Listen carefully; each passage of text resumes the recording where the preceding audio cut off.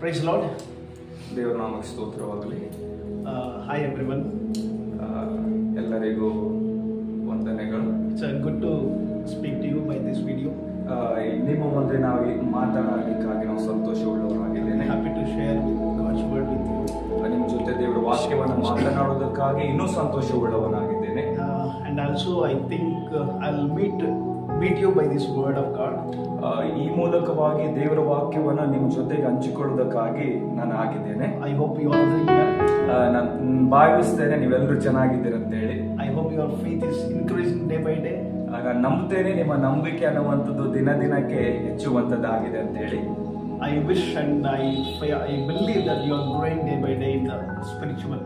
ನಾನು ನಂಬುತ್ತೇನೆ, ನಾನು ಸಂತೋಷವುಳ್ಳವನಾಗಿದೆ, ನಾನು ನಿಮ್ಮನ್ನು ಪ್ರೋತ್ಸಾಹ ಮಾಡ್ತೇನೆ. ದಿನ ದಿನವೂ ನೀವು ಆತ್ಮಿಕವಾಗಿ ಹೆಚ್ಚುವವರು ಬಲವುಳ್ಳವರಾಗಿರ್ತಾರೆ. And also I request everyone to read Bible every day, pray every day, spend time with God every day. You may grow more and more.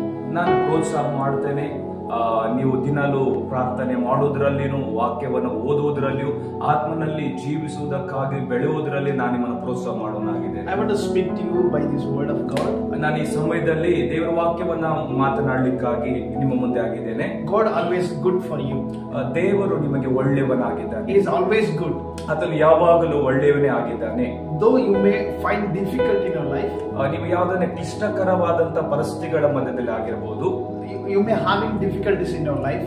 ಈ ಸಮಯದಲ್ಲಿ ನೀವು ಅಂತ ಕಷ್ಟಕರವಾದಂತ ಸನ್ನಿವೇಶಗಳಲ್ಲಿ ಹಾದು ಹೋಗುತ್ತಿರಬಹುದು. But God is always good in your life. ಆದ್ರೆ ದೇವರು ಬಹಳ ಒಳ್ಳೆಯವನಾಗಿದ್ದಾನೆ ನಿಮ್ಮ ಜೀವಿತಕ್ಕೆ. Sometimes what God takes some decisions in your life. ಕೆಲವೊಂದು ಸಮಯಗಳಲ್ಲಿ ದೇವರು ತೆಗೆದುಕೊಳ್ಳುವಂತ ನಿರ್ಧಾರಗಳು ಹೇಗಿರ್ತವೆ, you may find hard. ಅದು ಕಂಡುಹಿಡಿಯಲಿಕ್ಕೆ ಬಹಳ ಕಷ್ಟವಾಗಿ ಅನಿಸುತ್ತದೆ. It is too hard to find. ಅದು ಬಹಳವಾಗಿ ಕಷ್ಟ ಅನಿಸುತ್ತದೆ. But in another way, ಇನ್ನೊಂದು ಮಾರ್ಗವಾಗಿ ನೋಡುವುದಾದ್ರೆ, God has a perfect plan for your life. ದೇವರು ಸರಿಯಾದಂತ ಮಾರ್ಗವನ್ನು ನಿಮ್ಮ ಜೀವಿತಕ್ಕಾಗಿ ಇಟ್ಟವನಾಗಿದ್ದಾನೆ. Many examples in the Bible. ಎಷ್ಟೋ ಉದಾಹರಣೆಗಳನ್ನ ಬೈಬಲ್ ಅಲ್ಲಿ ಹೇಳಬಹುದು, ನೋಡಬಹುದು. I just remember Hagar. ನಾನು ಈ ಸಮಯದಲ್ಲಿ ಹಾಗರಳು ಅನ್ನುವಂತ ಸ್ತ್ರೀಯನ್ನ ನೆನಪು ಮಾಡಿಕೊಳ್ಳುವುದಕ್ಕಾಗಿ We always talk about Abraham and Sarah. ನಾವು ಯಾವಾಗಲೂ ಮಾತನಾಡುತ್ತೇವೆ ಅಬ್ರಾಮನ ಕುರಿತಾಗಿ, ಸಾರಳ ಕುರಿತಾಗಿ. But we never talk about Hagar. ಆದರೆ ಹಾಗರಳ ಕುರಿತಾಗಿ ನಾವು ಬಹಳ ಮಾತನಾಡುವುದಿಲ್ಲ. You know, if we just think about Hagar, ನಾವು ಸ್ವಲ್ಪ ಹಾಗರಳ ಬಗ್ಗೆ ಯೋಚಿಸುವುದಾದ್ರೆ, she is a slave. ಆಕೆ ಒಂದು ದಾಸಿಯಾಗಿದ್ದಳು. But God has a plan in her life. ಆದರೆ ದೇವರು ಆಕೆ ಜೀವಿತದ ಕುರಿತಾಗಿ ಉದ್ದೇಶವುಳ್ಳವನಾಗಿದ್ದನು. God always protected her, even in her slave's life. ಆಕೆಯ ಜೀವಿತದಲ್ಲಿ ದಾಸಿಯಾಗಿ ಜೀವಿಸಬೇಕಾದರೂ ಆಕೆ ಜೀವಿತದಲ್ಲಿ ದೇವರ ಉದ್ದೇಶವುಳ್ಳವನಾಗಿದ್ದನು. Because God always sees the people in the same manner. ದೇವರು ವ್ಯಕ್ತಿಗಳನ್ನ ಅಥವಾ ಮನುಷ್ಯರನ್ನ ತನ್ನ ಉದ್ದೇಶದಲ್ಲಿ ಆತನು ನೋಡುವನಾಗಿದ್ದಾನೆ. How much important Sarah in God's sight?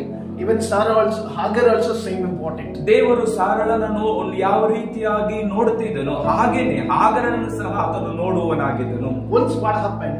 ಒಂದು ಸಾರಿ ಏನಾಯ್ತಂದ್ರೆ, Hagar, she went away from her master's house. ಆಕೆಯು ತನ್ನ ಯಜಮಾನನ ಮನೆಯಲ್ಲಿಂದ ಬಿಟ್ಟು ಹೋಗುವಾಗ, you know, God appeared to her. ಆಕೆಯನ್ನ ದೇವರು ಭೇಟಿಯಾಗಿ, God said, you go back to your house. ಆಕೆಗೆ ಹೇಳಿದನು, ನಿನ್ನ ಹಿಂತಿರುಗಿ ನಿನ್ನ ಮನೆಗೆ, ಯಜಮಾನನ ಮನೆಗೆ ಹೋಗು. Submit yourself to your master. ನೀನು ಆಕೆಯ ಯಜಮಾನನ ಮನೆಯಲ್ಲಿ ಆತನಿಗೆ ಒಪ್ಪಿಸಿಕೊಡು and be there. ನೀನು ಅಲ್ಲಿ ಇರು. But once what happened? ಅಲ್ಲಿ ಏನು ಆಯ್ತಂತಂದ್ರೆ, Sarah, she came to Abraham. ಸಾರಳ ಬಳಿಗೆ ಆಕೆ ತಿರುಗಿ ಬಂದಾಗ, Sarah came to Abraham. ಸಾರಳು ಅಬ್ರಾಮನ ಬಳಿಗೆ ಬಂದಾಗ and said, ಹೇಳಿದನು, you send her Hagar to out from the house. ಆಗರಳನ್ನ ಹೊರಗಡೆ ಹಾಕು ಅಂತ ಹೇಳಿದನು. Then Abraham, he said, okay, I will do it. ಅಬ್ರಾಮನ್ ಹೇಳಿದನು, ಆಯ್ತು ಸರಿ ನಾನು ಮಾಡುತ್ತೇನೆ ಅಂತ ಹೇಳಿ. He went to God. ಆತನು ದೇವರ ಹತ್ರ ಹೋಗಿ, he asked, Lord, what I do? ದೇವರನ್ನ ಕೇಳಿದನು, ದೇವರೇ ನಾನು ಏನ್ ಮಾಡ್ಲಿ ಅಂತ. Even God said, you can just put her outside. ದೇವರು ಹೇಳಿದನು, ಆಕೆಯನ್ನ ಸಾರಳು ಹೇಳಿದ ಹಾಗೆ ಮಾಡು ಅಂತ ಹೇಳಿ. Next day Abraham, he did what God said. ಮರುದಿನ ಅಬ್ರಹಾಮನು ದೇವರಲ್ಲಿ ಏನು ಕೇಳಿದನು ಹಾಗೆ ಆತನು ಮಾಡಿದನು. Sarah, she came out of her family house. ಹಾಗರಳು ಸಾರಳ ಮನೆಯಿಂದ ಹೊರಗಡೆ ಬಂದಳು. She came nearby desert, in one desert. ಆಕೆಯು ಒಂದು ಮರುಭೂಮಿಯ ಪ್ರದೇಶಕ್ಕೆ ಬಂದಾಗ, so what happened in that place, ಆ ಪ್ರದೇಶದಲ್ಲಿ ಏನಾಯ್ತು ಅಂತಂದ್ರೆ, whatever she brought, water or food, everything, it was finished. ಆಕೆ ತೆಗೆದುಕೊಂಡು ಬಂದಿರುವಂತ ತಿತ್ತಿಯಲ್ಲಿರುವಂತ ನೀರು, ಹಾಗೇನೆ ಆಕೆಯಲ್ಲಿರುವಂತ ಆಹಾರದ ಸಾಮಗ್ರಿಗಳು ಮುಗಿದು ಹೋಯಿತು. She never found any water or anything in that desert. ಆ ಮರುಭೂಮಿಯಲ್ಲಿ ಆಕೆಗೆ ಯಾವುದೇ ನೀರಾಗಲಿ ಆಹಾರವಾಗಲಿ ಅಲ್ಲಿ ಸಿಗಲಿಲ್ಲ. So she started to pray. ಆಕೆಯು ಪ್ರಾರ್ಥಿಸುವುದಕ್ಕಾಗಿ ತೊಡಗಿದಳು. The small baby Ismail is just little far from her place. ಆಕೆ ಇರುವಂತ ಪ್ರದೇಶದಿಂದ ಆಕೆ ಚಿಕ್ಕ ಮಗನಾಗಿರುವಂತ ಇಸ್ಮಾಯಿಲನ್ನು ಸ್ವಲ್ಪ ದೂರದಲ್ಲಿ ಮಲಗಿಸಿ she started to pray. ಆಕೆಯು ಪ್ರಾರ್ಥನೆ ಮಾಡುವುದಕ್ಕಾಗಿ ತೊಡಗಿದಳು. You know what she prayed? ಆಕೆ ಏನಂತ ಪ್ರಾರ್ಥನೆ ಮಾಡಿದಳಂದ್ರೆ, God of my master, ದೇವರು ನನ್ನ ಯಜಮಾನನಾಗಿದ್ದಾನೆ. God of my master, Abraham my master. ಅಬ್ರಹಾಮನು ನನ್ನ ಯಜಮಾನನಾಗಿದ್ದಾನೆ. His God. ಅಬ್ರಹಾಮನ ದೇವರು ನನ್ನ ಯಜಮಾನನ, ಅಬ್ರಹಾಮನ ದೇವರು ನನ್ನ ದೇವರಾಗಿದ್ದಾನೆ. So he prayed like that. She prayed like that. ಆಕೆಯು ಆ ರೀತಿಯಾಗಿ ಪ್ರಾರ್ಥಿಸುವುದಕ್ಕಾಗಿ ತೊಡಗಿದಳು. You just think her.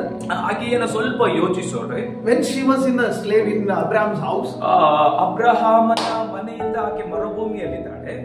When she was in Abraham's house, ಅಬ್ರಹಾಮನ ಮನೆಯಲ್ಲಿದ್ದಾಗಲೂ she was not only slave, ಆಕೆ ದಾಸಿ ಮಾತ್ರನೇ ಅಲ್ಲ, but she believed in God's God, in Abraham's God. ಆಕೆಯು ಅಬ್ರಹಾಮನ ದೇವರನ್ನ ನಂಬುವಳಾಗಿದ್ದಳು. So when she came to desert, ಆಕೆ ಯಾವಾಗ ಈ ಮರುಭೂಮಿಯ ಪ್ರದೇಶಕ್ಕೆ ಬಂದಳು, she prayed. ಆಕೆ ಪ್ರಾರ್ಥಿಸ್ತಾ ಇದ್ದಾಳೆ, Lord, you are God of my master. ಆಕೆ ದೇವರೇ, ನೀನು ನನ್ನ ಯಜಮಾನನ ದೇವರು ಅಂತೇಳಿ ನಂಬುತ್ತಾ ಇದ್ದಾಳೆ. You see me.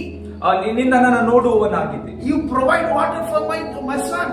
ನನ್ನ ಮಗನಿಗೆ ಬೇಕಾದಂತವಳನ್ನ ಒದಗಿಸುವನಾಗಿದ್ದೆ ಅಂತೇಳಿ. You know what happened in that place? ಆ ಪ್ರದೇಶದಲ್ಲಿ ಏನಾಯ್ತು ಅಂತಂದ್ರೆ, God met all the needs of Ismail. ಇಸ್ಮಾಯಿಲನಿಗೆ ಬೇಕಾದಂತ ದೇವರು ಅನುಗ್ರಹಿಸಿದನು ಅಂತೇಳಿ. Praise the Lord. Hallelujah. Hallelujah. Praise the Lord. Praise the Lord. You know, the Hagar, she named in that place Lairohi. ಆ ರೀತಿಯಾಗಿ ದೇವರು ಒದಗಿಸಿದಾಗ ಹಾಗರಲ್ಲಿ ಅಲೈರೋಹಿ ಅನ್ನುವಂತ ಹೆಸರನ್ನ ಇಟ್ಟಳು ಅಂತ ಹೇಳಿ ನಾವು ನೋಡುವರಾಗಿದ್ದೇವೆ. Because no, God always good in our life. ದೇವರು ನಮ್ಮ ಜೀವಿತಕ್ಕೆ ಒಳ್ಳೆ ದೇವರಾಗಿದ್ದಾನೆ. In Hagar life, ಹಾಗರಳ ಜೀವಿತದಲ್ಲಿ ಹೇಗೋ God, he was good in our life. ಹಾಗೇನೆ ನಮ್ಮ ಜೀವಿತಕ್ಕೆ ಸಹ ದೇವರು ಒಳ್ಳೆಯವನೇ ಆಗಿದ್ದಾನೆ. How much good in Abraham's life, you know, even God also good in Hagar's life. ಅಬ್ರಹಾಮನ ಜೀವಿತದಲ್ಲಿ ದೇವರು ಎಷ್ಟು ಒಳ್ಳೆಯವನಾಗಿದ್ದನು, ಹಾಗೇನೆ ಹಾಗರಳ ಜೀವಿತದಲ್ಲಿ ಅಷ್ಟೇ ದೇವರು ಒಳ್ಳೆಯವನಾಗಿದ್ದಾನೆ. I hope you are blessed by this word of God. ನಾನು ನಂಬುತ್ತೇನೆ ಈ ವಾಕ್ಯದ ಮೂಲಕವಾಗಿ ನೀನು ನಾವು ಫಲ ಹೊಂದಿದೆ ಅಂತ ಹೇಳಿ. You just think a slave can have a good life and good thought, good plans, God's plans in her life. ದಾಸಿಯ ಜೀವಿತದಲ್ಲಿ ದೇವರು ಯಾವ ರೀತಿಯಾಗಿ ಒಳ್ಳೆಯ ಯೋಜನೆಗಳನ್ನ ಇಟ್ಟವನಾಗಿದ್ದನು. But we are not the slaves. ನಾವು ದಾಸರಲ್ಲ, ದಾಸಿಗಳಲ್ಲ. We are the promised son and daughters. ನಾವು ವಾಗ್ದಾನದ ಮಕ್ಕಳಾಗಿದ್ದೇವೆ, ವಾಗ್ದಾನ ಮಗನು ನಾವಾಗಿದ್ದೇವೆ. Then think about how much God has a plans in our life. ನಾವು ಯೋಚನೆ ಮಾಡುವಾಗ ನಮ್ಮ ಜೀವಿತಕ್ಕೆ ದೇವರು ಎಷ್ಟು ಒಳ್ಳೆಯ ಪ್ಲಾನ್ಗಳನ್ನು ಇಟ್ಟಿದ್ದಾನೆ. Don't worry, brothers and sisters. ಯೋಚಿಸಬೇಡ್ರಿ ಸಹೋದರ ಸಹೋದರಿಯರೇ. God has a perfect plan in our life. ದೇವರು ಸರಿಯಾದಂತ ಪ್ಲಾನ್ ಅನ್ನು ನಿನ್ನ ಜೀವಿತಕ್ಕೆ ಇಟ್ಟವನಾಗಿದ್ದಾನೆ. On time God will take you up. ತನ್ನ ಸಮಯದಲ್ಲಿ ದೇವರು ನನ್ನ ಮೇಲಕ್ಕೆತ್ತವನಾಗಿದ್ದಾನೆ. On time God will bring a right blessings in our life.